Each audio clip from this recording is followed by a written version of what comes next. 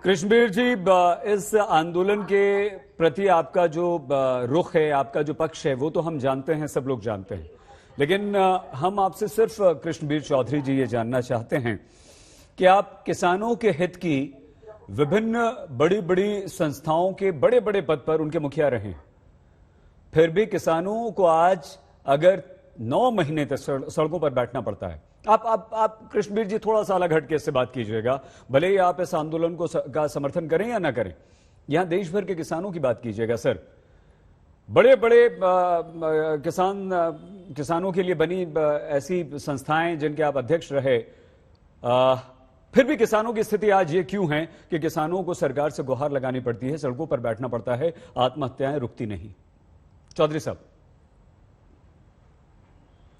क्योंकि सईद अंसारी जी, हकीकत यह है कि किसानों को बाजार से दूर रखा गया और किसानों का शोषण हुआ। किसानों को उनकी उपज का उचित मूल्य नहीं मिला, लाभकारी मूल्य की बात हम करते हैं।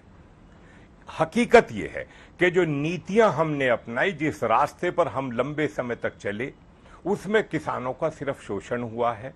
क्योंकि हमारे किसानों की 86% की जो 2 एकड़ से कम है, नंगा क्या नहाए क्या निचोड़े वाली स्थिति है।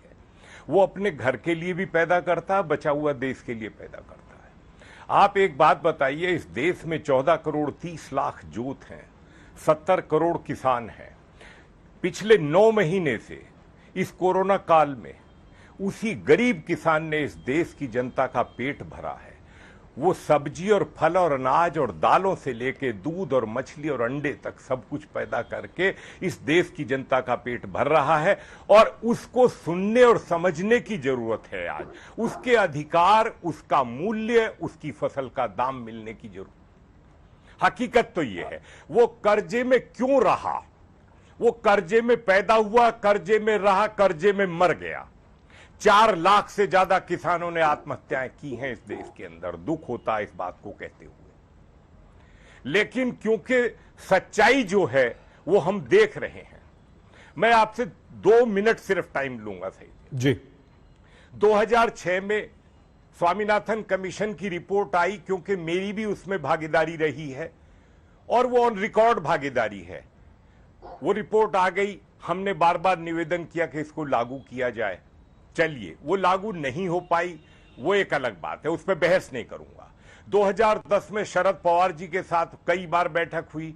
उन्होंने कहा कि बाजार खोले बिना किसानों का शोषण होता रहेगा। वो एक उनका, शरद पवार जी ने बार बार कोशिश की। 8 मुख्यमंत्रियों की एक कमेटी बनाई गई यूपीए 2 में, उसमें भूपेंद्र सिंह हुड्डा उसके चेयरमैन बने। मुझे भी, चूंकि मेरी भागीदारी रही, बिल्कुल। बहुत लंबे समय से हम लोगों ने हिस्सेदारी की है। भूपेंद्र सिंह हुड्डा जी की कमेटी की रिपोर्ट को पढ़ लीजिए, उन्होंने भी यही कहा। चौधरी साहब, नहीं लागू की गई स्वामीनाथन आयोग की रिपोर्ट, मैं जानता हूं, लेकिन और आप भी ठीक कह रहे हैं यहां पर।